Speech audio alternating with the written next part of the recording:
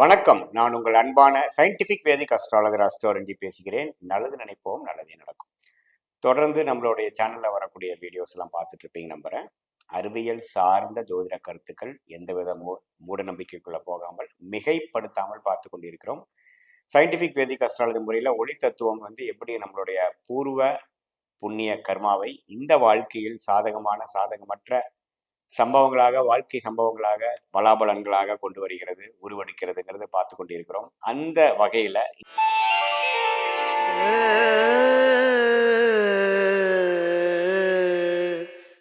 ஜனவரி 2025 தனுசு ராசிக்காரர்களுக்கு எத்தகைய ஒரு மாதமாக இருக்க போகிறது அப்படின்னு நம்ம பார்க்க போறோம். 2025 ஆங்கில புத்தாண்டோட முதல் மாதம் வருகிறது ஜனவரி மாதம். அந்த ஜனவரி மாதத்துல எந்த மாதிரி விஷயங்கள் அமையுதோ அதை பொறுத்து தான் அடுத்த வரக்கூடிய மாதங்கள் அந்த வருஷத்துக்கே ஒரு அடித்தளமா அமையுதுங்கிறது எல்லாத்துக்கும் தெரியும். ரொம்ப முக்கியமான ஒரு மாதமாக இருக்கிறது. அந்த மாதத்தில் பார்த்தீங்கன்னா எப்படி ஆண்டு கிரகங்கள் இருக்கிறது, மாத கிரகங்கள் இருக்கு. அது தனுசு ராசிக்காரர்களுக்கு எத்தகைய ஒரு தாக்கத்தையும் ஒரு மாற்றத்தையும் கொடுக்க வல்லதாக இருக்கிறதுங்கிறத நம்ம கொஞ்சம் டீட்டெயிலாக பார்ப்போம்.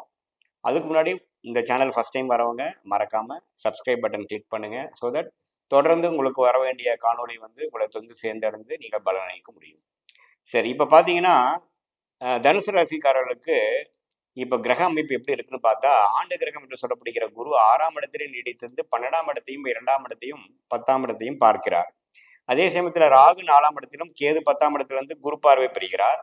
சனி 3ஆம் இடத்திலேயே நீடித்திருக்கிறார். ஸோ ஆண்டு கிரகத்தில் எந்த மாற்றம் இல்லைங்கிறது தெரியும் நமக்கு. மார்ச் ஏப்ரல் மேஸ்க்கு அப்புறம் தான் சனி பயிற்சி, ராகு பயிற்சி, குரு பயிற்சி நடக்குதுங்கிறது நம்ம பார்க்குறோம். சரி, இப்போ மாத கிரகங்கள் எப்படி இருக்குன்னு பார்த்தா, ராசி அதிபதி ஆகிய தனுசு ராசி அதிபதி ஆகிய குருவே பார்த்தீங்கன்னா 6ஆம் இடத்துல நீடித்திருக்கிறார். இன்னுமே சுப விரயங்கள், டிராவலிங்கு, நிறையா குடுக்கல் வாங்கல விஷயங்கள், ஒரு இடம் வாங்குறது, விற்கிறது, பிஸ்னஸ்ல வர்த்தகம் அதிகமாக பண்றது, அதர் பீப்புள்ஸ் மணியில கொஞ்சம் முன்னேறுறது, கடன் வாங்குறது, கடன் அடைக்கிறது, அது மாதிரி விஷயங்கள்லாம் அதிகமாக ஒரு கடந்த 7-8 மாசமாவே தனுசு ராசிக்காரர்களுக்கு குரு 6ஆம் இடத்துக்கு 12 கனெக்ட் பண்ணி 2, 10 கனெக்ட் பண்ணி இது மாதிரி நிறைய தொழிலதிபர்கள், இம்போர்ட் எக்ஸ்போர்ட் பண்றவங்களுக்குலாம் நிறைய அது மாதிரி கொடுத்துட்டு இருந்தது. இப்போ அது அப்படியே நீடித்திருக்கக்கூடிய அமைப்பு தான் இருக்கு. ஆனா ஒண்ணுமே மாற்றங்கள் அதுல இல்லை. பட் மாத கிரகமாகிய செவ்வாய் எப்படி இருக்குன்னு பாத்தீங்கன்னா 8ஆம் இடத்திலே நீடித்திருக்கிறார். 8ஆம் இடத்துல நீடித்திருக்கிறது பாத்தீங்கன்னா ஒரு ஒரு மாதிரியான உடம்பு ரீதியான விஷயங்கள், ஹெல்த் ரீதியான விஷயத்துக்குலாம் கொஞ்சம் கேர்ஃபுல்லா இருக்க வேண்டிய அமைப்பு இருக்கு. டிராவலிங்ல கொஞ்சம் கேர்ஃபுல்லா இருக்கணும். குழந்தைகள் விஷயத்துல கொஞ்சம் பார்த்து பண்ண வேண்டிய விஷயங்கள் இருக்கு. திடீர்னு உடம்பு படுத்திருச்சுங்க, ஒரு அலர்ஜி ஆகி கொஞ்சம் கஷ்டப்பட்டேன், ஒரு ஃபுட் பாய்சன் ஆயிடுச்சு, வயிறுல அடி வயிறுல கொஞ்சம் டைஜஷன் இஷ்யூஸ் கொஞ்சம் பாதிக்கப்பட்டங்கிற மாதிரி விஷயங்கள்லாம் கொடுக்கக்கூடியதாக இருக்கிறது. ஒரு மாதத்தின் இறுதி 3 நாட்கள் அவர் ராசி மிதுனத்துக்கே போய் ராசியை பார்க்கறதும் ஒரு நல்ல விஷயம்தான். ஸோ முதல் 3 வாரம் ஹெல்த் விஷயங்கள்லாம் கொஞ்சம் கேர்ஃபுல்லா இருந்துக்கணும். குடுக்கல் வாங்கல், போக்குவரத்து எல்லாத்துலேயுமே கொஞ்சம் கேர்ஃபுல்லா இருந்துக்கிறது நல்லது.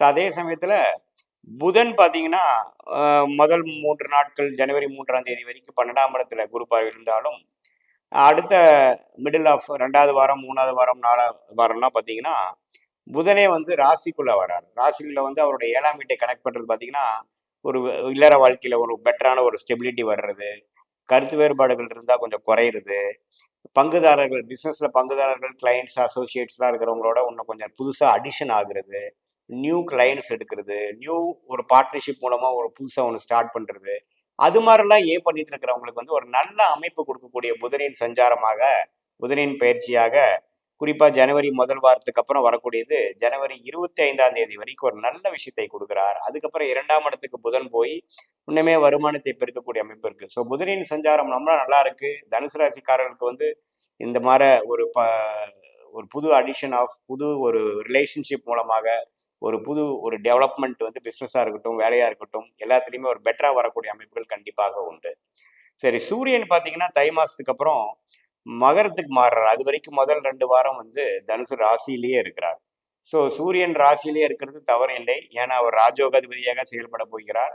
2ஆம் இடத்துக்கு போகிறதும் நிதி நிலைமை, பண விஷயத்துக்கு நல்லது. ஸோ அடுத்த கடைசி 2 வாரத்தில் பார்த்தீங்கன்னா வரவேண்டிய பணம்லாம் கொஞ்சம் வரக்கூடிய அமைப்புகளும், ஏன்னா புதனும் பார்த்தீங்கன்னா கடைசியாக 2ஆம் இடத்துக்கு போகிறார்.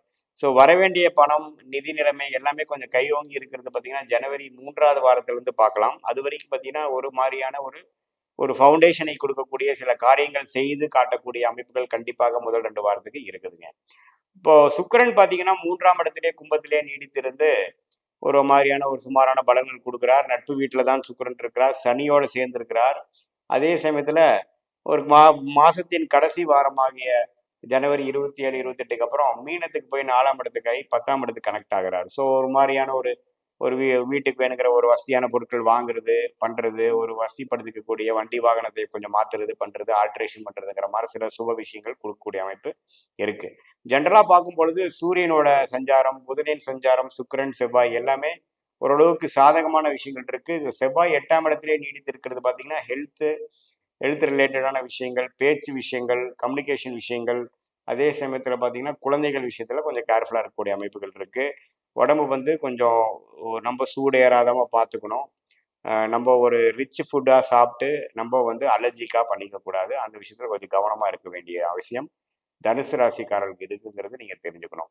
மற்றபடி பார்த்தீங்கன்னா 2025 மார்ச் ஏப்ரலுக்கு அப்புறம் வரக்கூடிய அந்த ராகு பயிற்சி, குரு பயிற்சி, சனி பயிற்சிக்கு வேணுங்கிற ஃபவுண்டேஷனான விஷயங்கள் சிலதெல்லாம் மாற்றி கொடுக்கக்கூடிய அமைப்பு இருக்கு. இது வரைக்கும் 3ஆம் இடத்து சனி வந்து 4ஆம் இடத்துக்கு மாதிரி அடுத்த வாழ்க்கையில வந்து இன்னும் விறுவிறுப்பாக செயல்படக்கூடிய விஷயங்கள் முடியுது.